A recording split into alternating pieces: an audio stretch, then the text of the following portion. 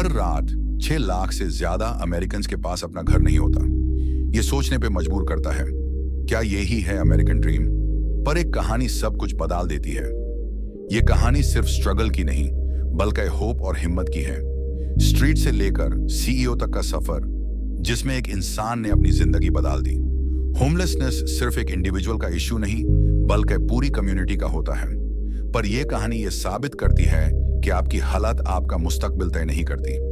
जब कोई इंसान जीरो से स्टार्ट करके मिलियनेयर बनता है, तो वो अमेरिकन ड्रीम का असल मतलब समझा देता है।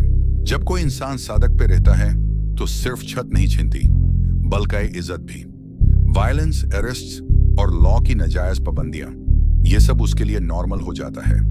लॉस एंजलिस जैसे सिटीज में हर रात एक जंग होती है, सर्वाइवल की।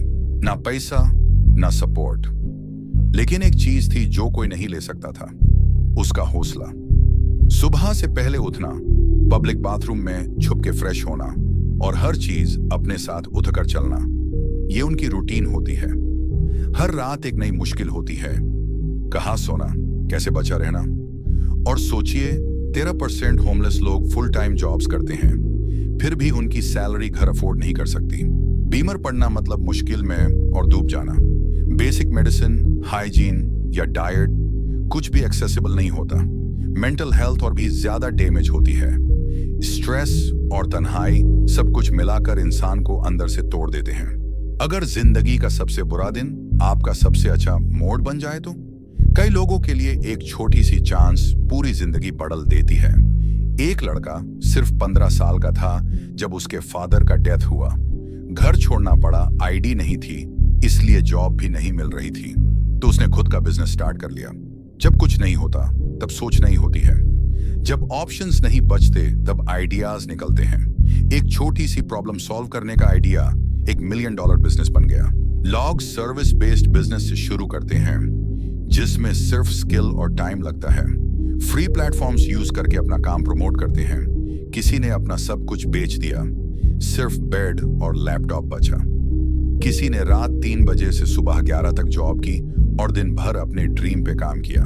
बिजनेस बनाना सिर्फ पैसा का नहीं, जाज़बे का खेल है। जब रिसोर्सेस नहीं होते, तब नेटवर्किंग और ट्रस्ट काफी काम आता है। कई लोग स्ट्रीट से अपनी क्रेडिबिलिटी बनाते हैं, लोगों के साथ इंटरैक्ट करके उनका ट्रस्ट जीतकर। एक organisation homeless entrepreneur crowd funding model से लोगों को घर और काम दोनों दिलाता है, और उनका सपोर्टर नेटवर्क स्ट्रांग बनता है। कई बार पहला इन्वेस्टर वही होता है जिसे आप एक्सपेक्ट नहीं करते। अर्लन हैमिल्टन, एक वुमन जो एयरपोर्ट्स पे सोती थी, फ्रेंड्स के सोफास पे रहती थी, उसने अपना आइडिया पिच किया और एक इन्वेस्टर ने उसमें पैसा लगाया। आज वो $multi-million फर्म चला रही है। इन्वेस्टर, पार्टनर, एम्प्लॉय, किसी को भी कन्विंस करना इजी नहीं होता जब आपके पास कुछ भी नहीं होता। लोग कहते हैं क्रेडिबिलिटी मैरी गो राउंड, जब तक क्रेडिबिलिटी नहीं, कोई ट्रस्ट नहीं करेगा। लेकिन ये लोग अपनी एक्शन से क्रेडिबिलिटी बनाते हैं, प्रॉमिस से नहीं, डिलीवरी से। स्टार्टअप को $1 मिलियन बिजनेस बनाना सबसे बड़ा गोल होता है, लेकिन सिर्फ 19% बिजनेसेस इस लेवल तक पहुंचते हैं। सही वक्त पे स्केल करना जरूरी है, नहीं तो 74% स्टार्टअप्स फेल हो जाते हैं। फाउंडर को अपनी सोच चेंज करनी पड़ती है। सर्वाइव से स्केल तक का सफर आसान नहीं होता। एक फाउंडर जब लीडर बनता है, तो उसे टीम को ग्रो करना पड़ता है। कई बार टीम चूज करने में ही सबसे ज्यादा गलती होती है। 85% कंपनीज लोगों की वजह से फेल होती हैं। रेस और जेंडर भी फर्क लाते हैं। व्हाइट, ब्लैक, हिस्पैनिक या एशियन फाउंडर्स के लिए यह रास्ता अलग होता है। लेकिन जो सक्सेसफुल हुए, उन्होंने कुछ कॉमन चीजें की।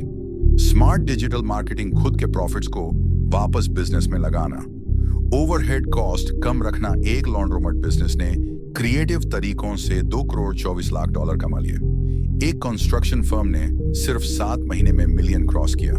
और यह सब प्रूफ है कि अमेरिकन ड्रीम जिंदा है, अगर हौसला जिंदा है। स्ट्रीट से सीईओ बनने तक उसने दुनिया को गलत साबित कर दिया।